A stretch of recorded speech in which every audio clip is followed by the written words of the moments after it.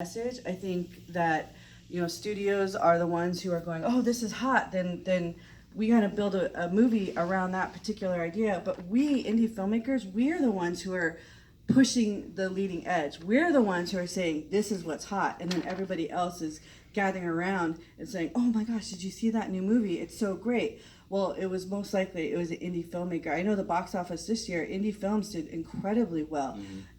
And that's what I'm banking on. I'm banking on being able to get my original message, my original story out there, and just focusing on building an audience. And then by building that audience, eventually the studios will come. Awesome. Fantastic answer. Thank you, Jennifer. As a follow-up, you've been having lots of success recently. Congratulations with films that you've made in festivals and getting exposure.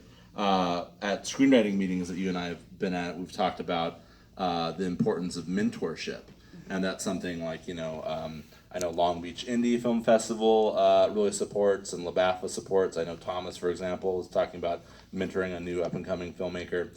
Tell us real quick, Jennifer, about an experience that you had with a group and one particular person who helped you out with filmmaking and how you're paying that forward now. For me, it would be in the early 2000s. I was with a group called Soaring Eagle Pictures, and these two gentlemen, Ray and Dwayne, Ray Spees and Dwayne Huyesia, they really, I met Dwayne through a group that's no longer, as far as I know, is no longer around, Native Americans in Film and Television, and they did a director kind of like internship, and so I got picked for it. And he sat me down, and I had never been to film school. I had only been an actress. I'd been on set, but I didn't know anything about it. And he sat me down, and he took me step by step exactly how to make a film, how to shoot a film. And at the time, I don't think I really valued it as much as I do now.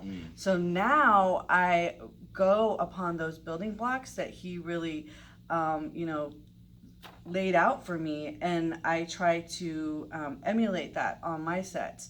And for me, it's very important for me to hire indigenous crew members, indigenous actors, and of course female. I love having my first short, Security, was almost an all-female crew, and that was real, and people of color.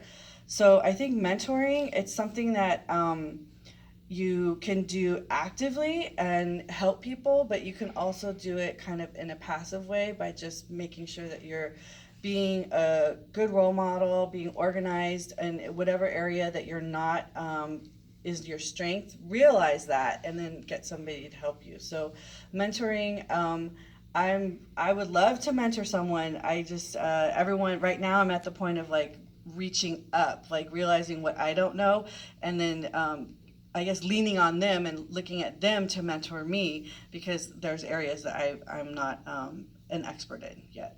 I don't know if that answered your question. It did.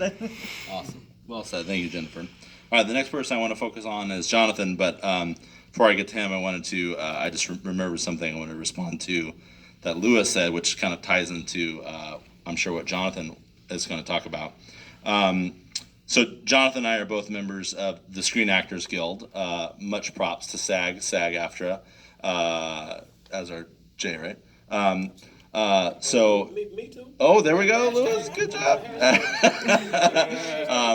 So our union's great with supporting performers, with supporting the other guilds with DJ, PJ, etc., and doing lots of great events.